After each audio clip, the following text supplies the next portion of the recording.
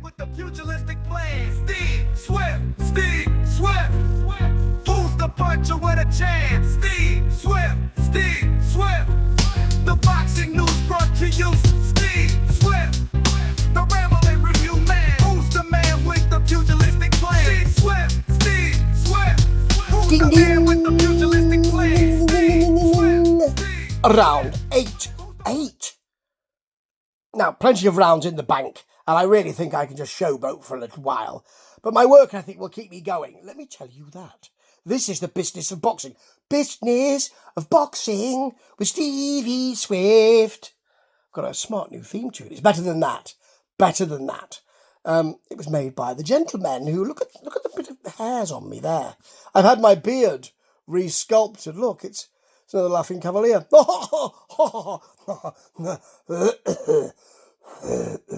Yes, and look at this very nice curled tash. I've just been to do it, but it don't half give you the airs. Only the airs and the graces with me. The graces. Now, it's the business of boxing, as I said. I just said it. With Steve Swift, and I've got a smart new theme tune. They've done it for me with the plum, I would say. Or a piece of software. I don't know. Either a plum or a piece of software. One of the two. Now, I'm sure you'll be hearing it. I am the man with the pugilistic plan, apparently. And my pugilistic plan this week is, as usual, to try and start with some boxing of boxing. Because there's so much business of boxing out there that I feel, Ryan Garcia, I don't feel Ryan Garcia. I feel his pain, actually. But Ryan Garcia, yes, there'll be some of that. I feel I should be telling you about how good the boxing was at the weekend. I like to try and pick a fight out and talk about the boxing of boxing. And this week it will be Gervonta Davis versus Frank Martin. Now, Gervonta Davis came through this. I think it was in the 8th. He said he'd do it in the 9th. By the 9th, did he knock him out by the 9th? Well, he stopped him by the 8th. More about how he stopped him in a minute, because blimey, it was extraordinary. However, the great thing about this fight is that Gervonta Davis starts slowly. He always has started slowly. Frank Martin obviously thought, I'll give this a good go. And he got some really good shots in, and he controlled the fight to a certain extent, I thought. Early on, he controlled the fight a little bit. His movement was good. And even when Davis was coming after him and woke up, because he tends to, eventually he says, I think I should put some rounds in here. So it doesn't speak like that. Obviously, it doesn't speak like that. But anyway, he thought, well, he put the rounds in. I don't know what he thought. I'm surmising. I am surmising. I'm a little surmiser. But when he started to push back and started to boss those rounds, the great thing about Frank Martin is,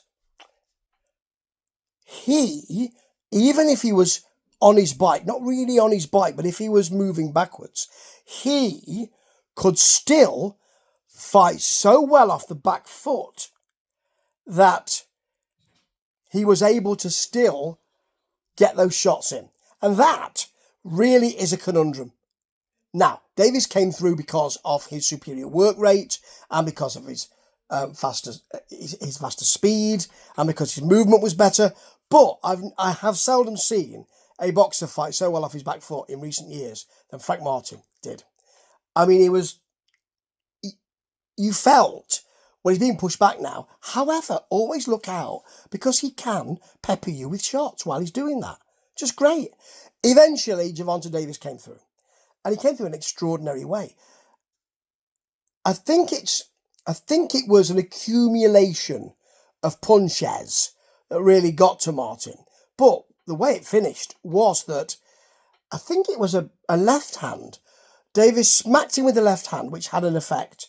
I think Martin sort of covered up in the corner, which allowed Gervonta Davis, and I couldn't quite see it because the camera was behind Martin's back. So all I could see was Gervonta Davis repeatedly smacking him in the head with a left hand. I think he must have got 4 in. And Martin walked away from that, and very quickly it was over, funnily enough. But that was extraordinary. And again, I'll say it again. I don't mind saying it again. Say it again. I'll just say it again. I am saying it again.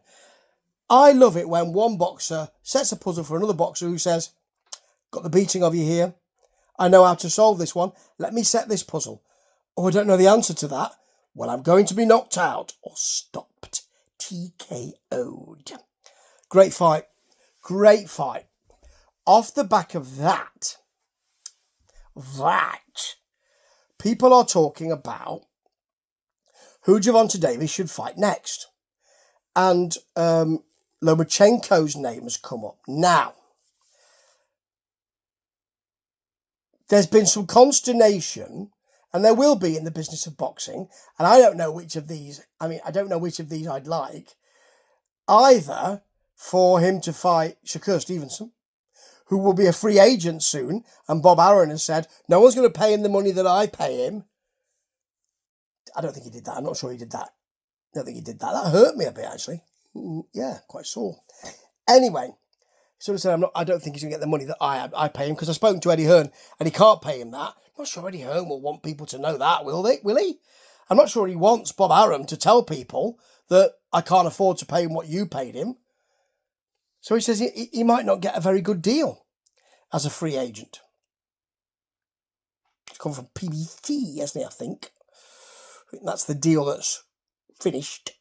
So there's that on one side. The other side is, should he fight Shakur Stevenson, who is... The thing is, he's not got bums on seats. I really like him as a fighter. I think he's a great fighter. He's not a great talker.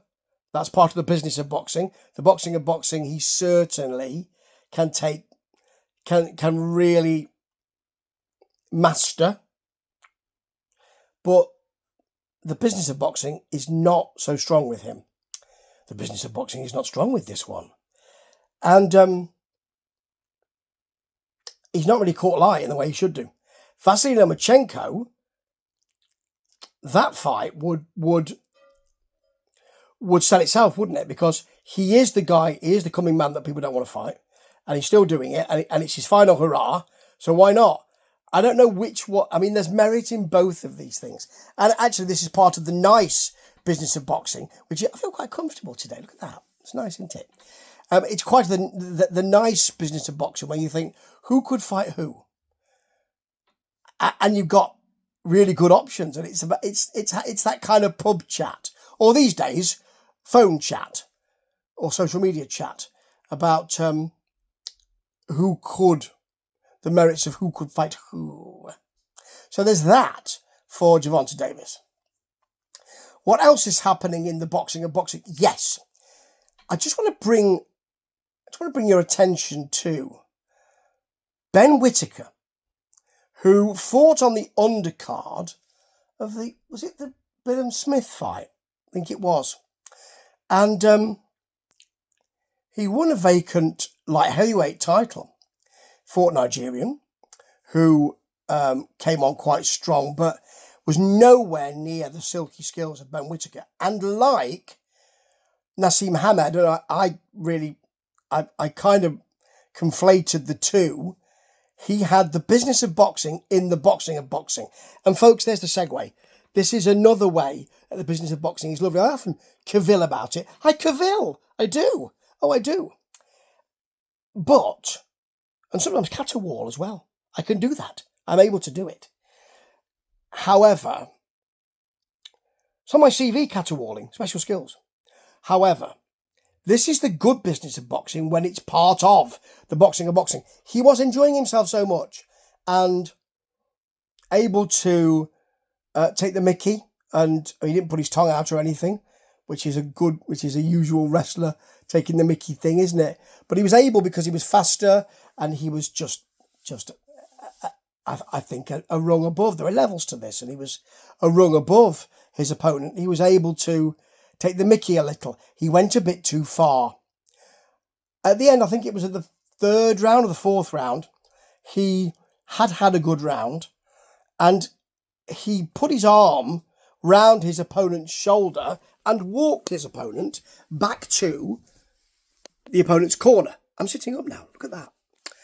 And that made his opponent very angry, and he stuck the nut on him.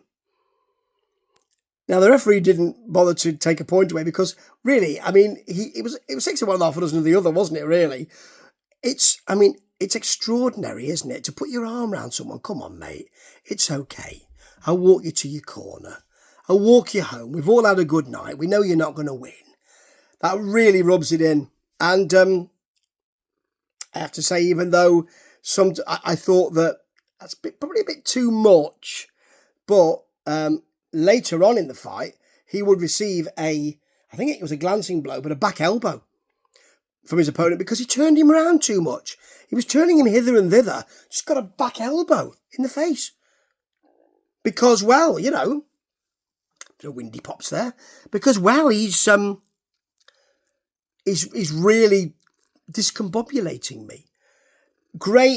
A great name to look out for the future, this. And, you know, it does remind me of Nassim Hamed. And that can only be a good thing, as far as I'm concerned, for the business of boxing within the boxing of boxing. Now, back to the more pure business of boxing. We've still got this idea, this kind of floated idea of Prince Turki Al-Sheikh in Saudi, saying, well, there should be. I don't think he's ever come out and said this. I think he's leaving it to others to talk around it. And therefore it will become a thing, won't it? Or it may do, which is a league of boxing. Now, that will mean you'll only be able to bring certain people into the league of boxing. I don't know what other people will do. I don't know if there'll be a League 2 and a Southern League, you know, Northern League. I don't know. But certainly Gervonta Davis, him again, has spoken out against this. And I can understand why. As he said, you know, just because you've got all that money doesn't mean you can forget about other people, is the implication. Which is, what is everyone else going to do? What are promoters going to do? Why can't everybody get well? Or quite a lot of people get well? Now, the system is broken, but I don't think by saying we'll give you less opportunity to earn money, that you make the system better. Not enough people get to earn money in this sport. So I tell you what, let's get more people earning money by making sure less people earn money.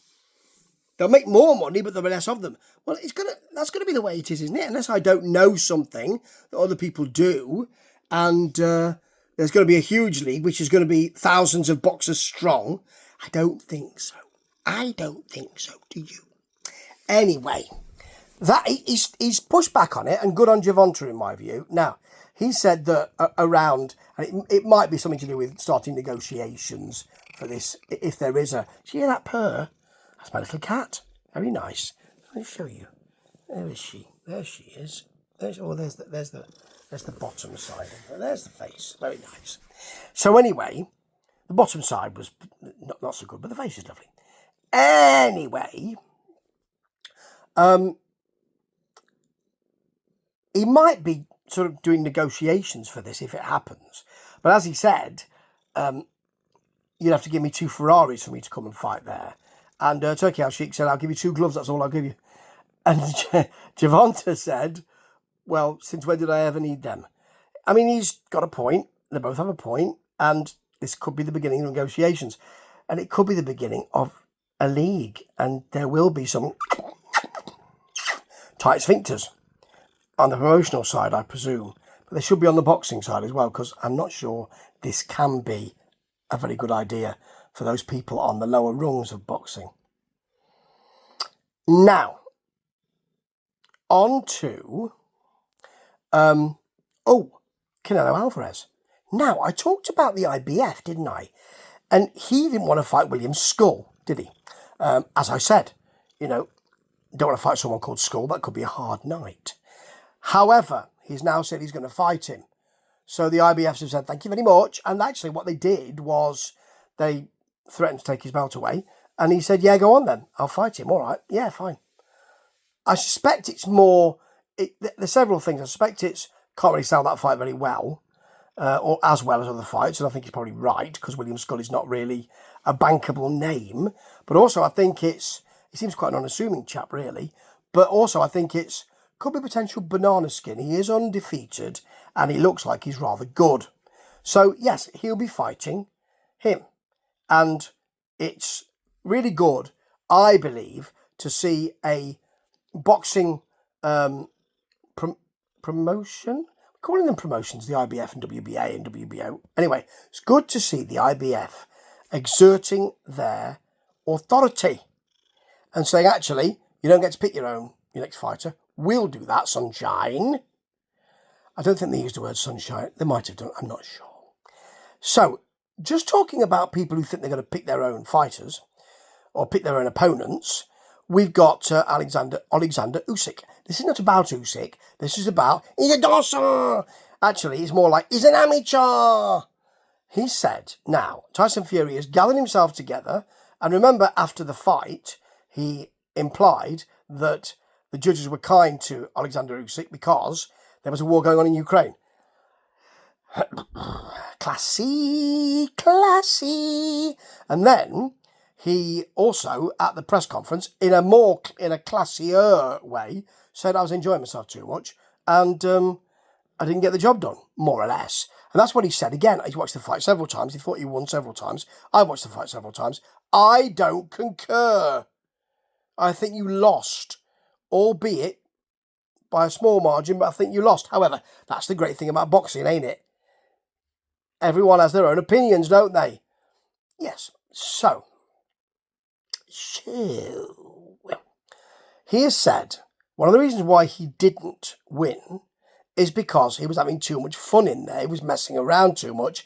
And that's because he said that Alexander Usyk was like an amateur. Right, so you got beaten by an amateur, did you? Is that what happened, Tyson? To get beaten by an amateur, mate? Yeah, you messed around. It's F around and find out, innit? But you messed around, a bit like you did with Francis Ngannou. Remember when he actually beat you, but we said he didn't? You know, the judges said he didn't. Remember that fight that I thought that he won? See, you know when you're saying, I think I beat Alexander Usyk, and I'm saying I don't think you did. Well, the converse is the case when the judges said that you beat Francis Ngannou, but I'm saying you didn't. See, you messed around with that one, didn't you? And got put down, didn't you? And I think thoroughly beaten, although the judges didn't agree. On this occasion, what you're saying now is you messed around too much. And there's some veracity to this, because he did have him struggling in the first few rounds and then did mess around a bit. But Alexander Usyk fought his way back in the fight and was supreme, I believe. And remember, I'll use the word pinwheel again. Remember when you were pinwheeling round every single side of that ring? Remember when he sent you pinwheeling around the ring? Yeah, an amateur probably couldn't do that in that situation. But you lost to an amateur. Blimey, Tyson. You lost to an amateur. That's a terrible thing to say. Because you're supposed to be some great bloke and not a dosser or a shithouse. You're supposed to be a big champion. But if he's like an amateur, and you didn't take the fight seriously, is that the other implication you're saying? Because an awful lot of people paid for that fight, didn't they? They will fight again. I'm not entirely sure they will. But they're planning to fight again, and this is the first part of the boxing of boxing, isn't it? But the implication is you didn't take it seriously, and loads of people paid for it, and you could have won, but you didn't take it seriously enough. And the implication is that your fans weren't really that important. I'm not saying that's the case. That's the implication. The other implication is you got beat by an amateur. Not great. Right then.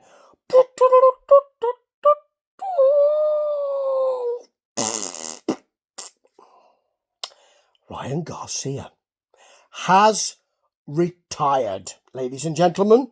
This may have something to do with the issue around being arrested and being freed and then fighting with Caleb Plant at the Gervonta Davis fight after a drink was spilled. You spilled my drink. I'm really not very happy. You better buy me another one. Or like Westworld, sloppy with a drink. Get this guy a bib. All of that. So he's retired. It might have something to do also with the year-long suspension that's just been handed down to him and the expunging of the fight situation with Devin Haney, and also him having to pay $900,000 back to Devin Haney, and pretty much a bad outcome for the 2 tests positive for Osterine. So I don't know what he's going to do. This is about the boxing of boxing, isn't it? A business of boxing. It's not about the boxing of boxing. It's about his brand, and it's about what he can do with his brand, and it's about maybe living in his sporting world in a different way. MMA, for instance, he might want to do that.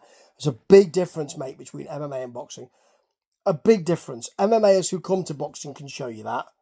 They really can. You know, and good luck. But there's things like Love Island, isn't there?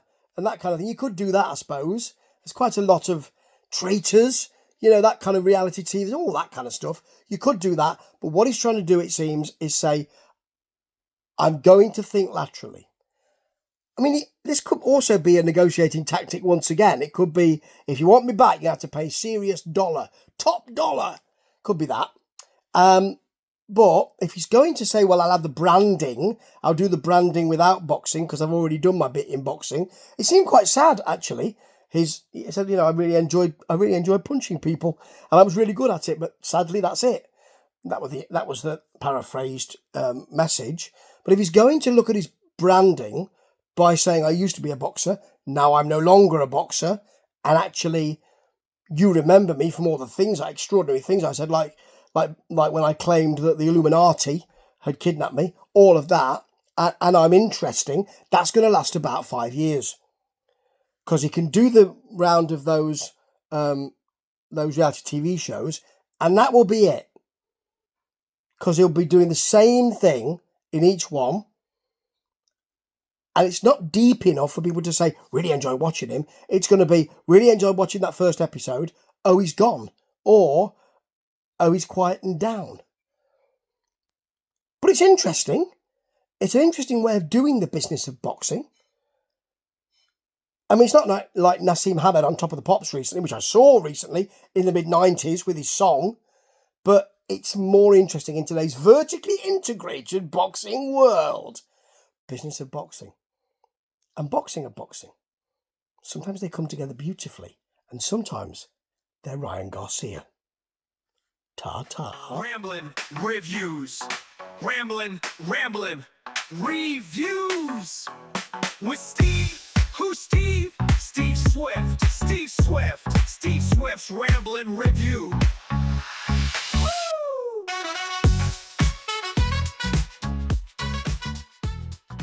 You're listening to live audio wrestling with the notorious T, I'm T, and Little Brady. Tune into the live week on Sunday night's main event, SundayNightsMainEvent.com. We'll be right back.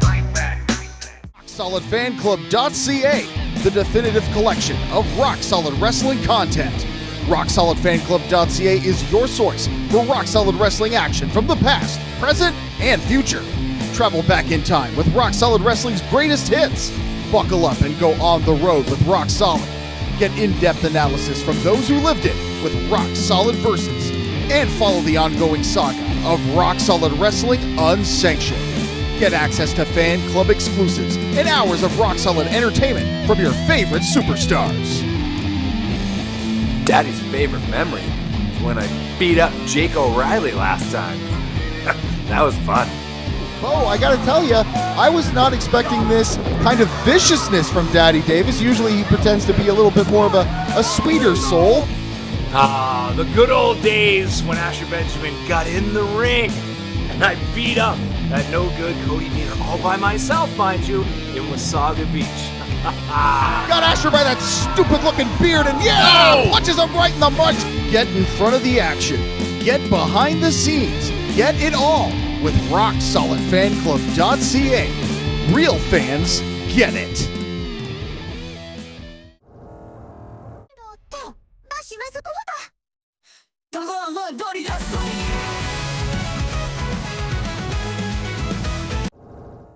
PodPlant.ca. So if your brand needs a new hit, go and grab the phone and call us quick. It's hip, it's quick, it's the fix for the trick. PodPlant.ca.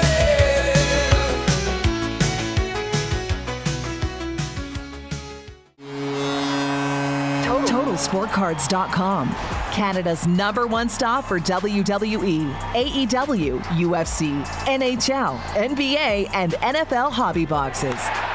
Total Sport Cards always delivers the most sought-after products with the best price points in the market that you can find. Keep your collection up to date with TotalSportCards.com.